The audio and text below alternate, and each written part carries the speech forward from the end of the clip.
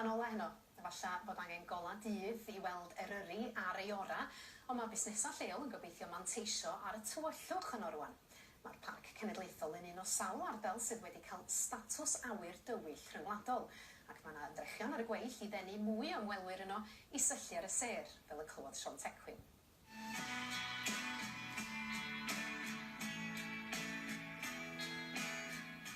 Rhan o ymgyrch Parciau Cenedlaethol Cymru i ddenu ymwelwyr i fwynhau tywyllwch yn hyd ar golygfeydd liw dydd. Mae'r hyn sy'n cael ei alw'n astrotwristiaeth wedi tyfu'n sylweddol yn ystod y blynyddoedd diwethaf yn sgil diddordeb cynyddol yn y planedau a'r sêr. A chyda Eryri'n un o 11 ardal drwy'r byd sydd wedi derbyn statws awyr dywyll rhyngwladol. Mae swyddogion y parc ynghyd â nifer o wirfoddolwyr yn gyson yn cofnodi llygredd gola yn yr ardal. Diolch yn golygu troi goleuadau off, neu diffodd goleuadau lle. Wneud pobl mwy ymwybodol bod yna ffasiwn fes a gola da mewn lle da ar yr adag iawn lle.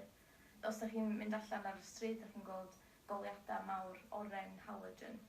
Da ni'n gweithio efo y cyngor lleol i newid y goleuadau yma wedyn i goleuadau LED.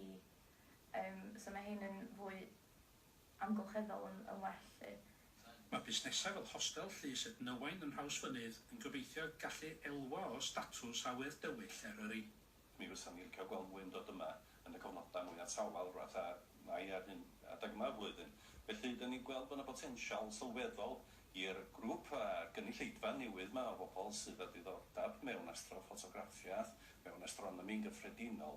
Mae yna bobl sydd wrth i bodda, wrth gwrs, y tywyllad neu'r irad i'r nos, yr gorau iddyn nhw. Yn ôl yr arbenigwr, yr adeg gorau di o Ionawr i Mawrth, sef yr adeg tawela i busnesau twristiaeth.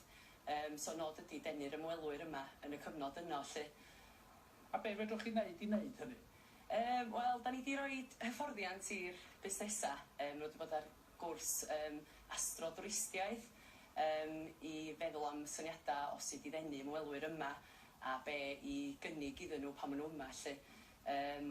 A wedyn, y gobaith ydy fydda ni'n neud cynnal noson seryddiaeth mewn i'r un o'r busnesau i ddangos y potensial, lle.